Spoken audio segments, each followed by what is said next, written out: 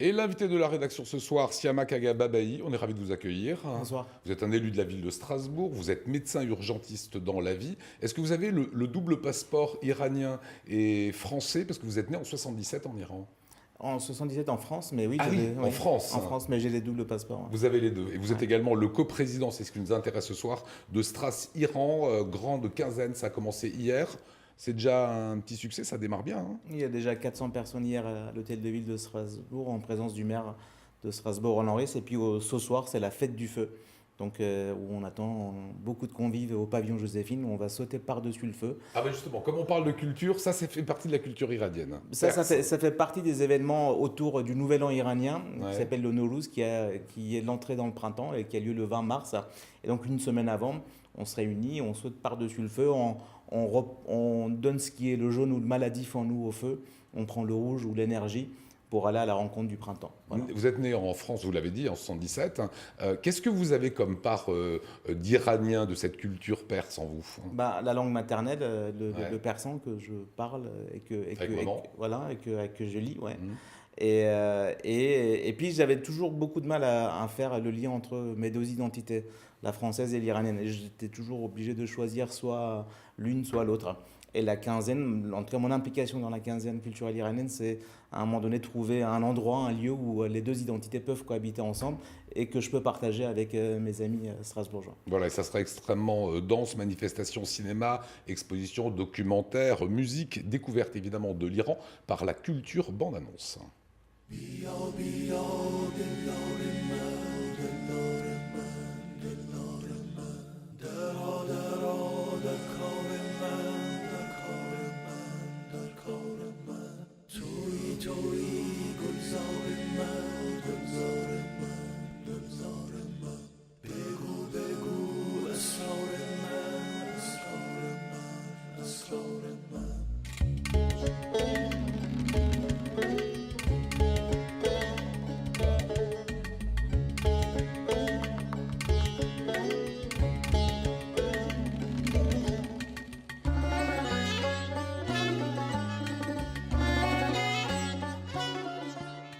Voilà, et on vient de voir la fête du feu. C'est organisé par l'association Stras Iran qui fête ses 10 ans d'existence. L'idée de départ de l'asso, c'était quoi? C'était que la culture perse, c'est d'une richesse incroyable, mais qu'on n'en parle pas assez, hein.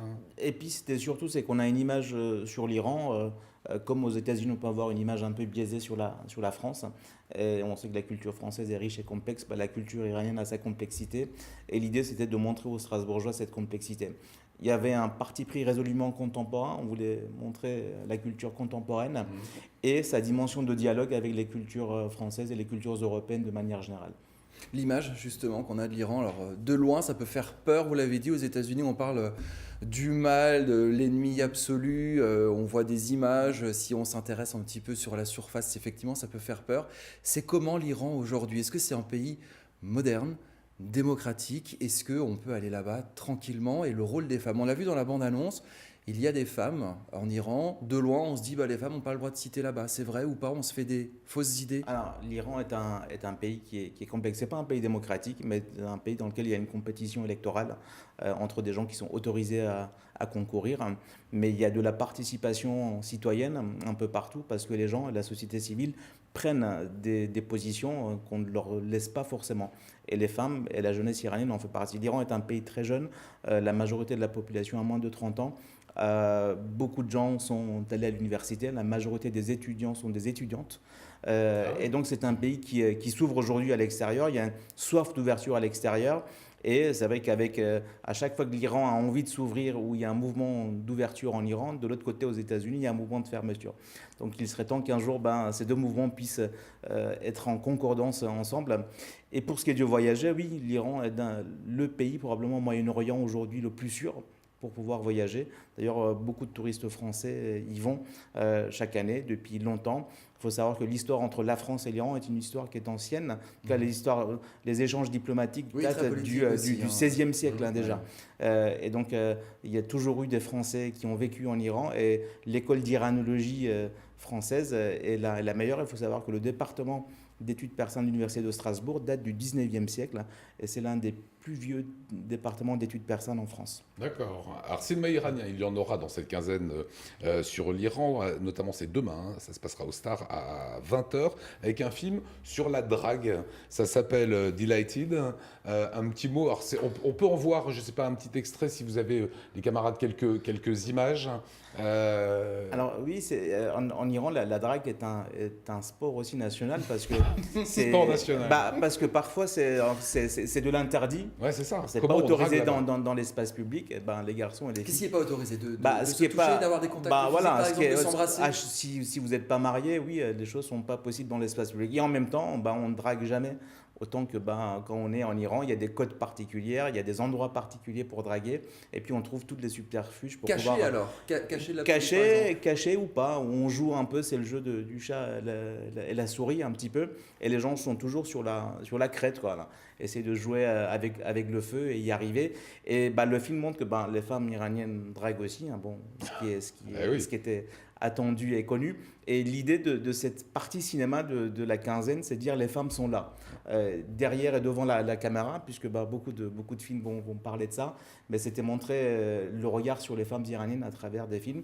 Et la drague est un angle pour le moins inattendu. Il y a une star de la musique avec son ensemble qui sera là le vendredi 29 mars, extrait. 22 mars.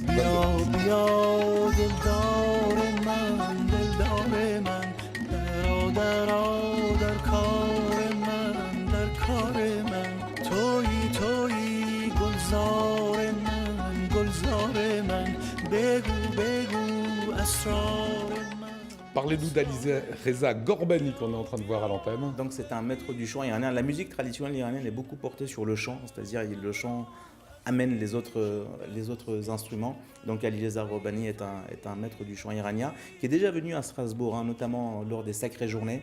Il y a 2 ans, c'est produit à la cathédrale, à la synagogue, dans des églises à Strasbourg. Cette fois-ci, il revient avec son quartet et donc ils vont se produire à l'église Sainte-Aurélie qui a la gentillesse de nous accueillir. Et donc c'est un concert qu'on espère inoubliable. En tout cas, c'est des musiciens de grand talent qui l'accompagnent. Et lui, il a une voix qui est très envoûtante. Et on revient sur l'aspect plus politique, plus société civile. Vous participerez au débat le 23 mars sur la société civile iranienne. Tanguy en parlait à l'instant. Quand est-ce qu'elle va réellement s'ouvrir? Quand est-ce que les femmes qu'on voit régulièrement dans des reportages qui veulent enlever, qui se retrouvent entre elles, enlèvent le voile, etc., dans une espèce de liberté très occidentale, je ne dis pas que c'est une bonne chose, c'est pas un jugement de valeur, mais en tout cas, certaines tendent vers cela. Quand est-ce que ça pourra se faire? Alors c'est justement pour montrer que malgré la fermeture assez régulière de temps en temps du régime iranien, qui est aussi assez complexe en soi, où il y a parfois de l'ouverture, parfois de la fermeture, et puis avec des dynamiques propres à l'intérieur du régime, ce qui fait sa faiblesse et sa force. De l'autre côté, on a une société civile qui fait son chemin. J'en veux pour preuve 2 éléments. On voit que l'Iran est un pays qui est aujourd'hui à plus de 90% alphabétisé, ce qui n'était pas le cas à l'époque du Shah, contrairement aux idées reçues. Donc il y a des bonnes choses. Et à l'époque du Shah, les femmes, le taux de fécondité des femmes était 6,8 enfants par femme. Aujourd'hui, on est au même niveau que la France, 1,9, 1,8 enfants par femme. Donc la transition démographique s'est faite. Et parce que la transition démographique s'est faite, la place des femmes dans la société civile est devenue une place plus importante. Donc il y a du potentiel dans cette société civile et à travers la rencontre, on essaye de regarder ces potentiels. Sans faire de parallèle hasardeux, on a vu ce qui s'est passé en Algérie, par exemple, où la jeunesse est sortie dans la rue pour dire on ne veut pas d'un 5e mandat de Bouteflika. Ça a marché, ça n'a pas marché, il a renoncé. Est-ce que ce type de mouvement de cette jeunesse iranienne est possible aujourd'hui? Il n'y a pas eu vraiment de heurts en Algérie, on peut dire que ça s'est fait plutôt en douceur. Est-ce que en Iran c'est possible ou c'est encore trop tôt ou ça ne vient pas à l'idée des jeunes? Non seulement c'est possible, mais ça s'est déjà produit à plusieurs reprises. On a beaucoup parlé des printemps arabes, mais on peut dire que la révolution de 79 iranienne, c'était un peu ça. Et les Iraniens savent ce qui peut sortir des révolutions. Donc ils ne sont pas trop aujourd'hui sur le fait on va faire une révolution si on ne sait pas c'est quoi l'alternative politique qui en sort. Par contre, en 97, les étudiants se sont mobilisés. En 2009, après l'élection d'Ahmadinejad, qui était une élection frauduleuse, tout cas présumée frauduleuse, beaucoup de mobilisation. L'année dernière, beaucoup de mobilisation économique. Et je pense qu'aujourd'hui, le régime est devant une question fondamentale. À un moment donné, au-delà de la question politique, il va falloir répondre aux différentes aspirations et besoins économiques de la population. Et s'ils n'y arrivent pas, là, ce sera un gros problème pour eux. Siama Kagababey est notre invité. Vous restez avec nous. 6e édition de cette quinzaine culturelle iranienne. Et vous avez toutes les informations sur strasiran.org.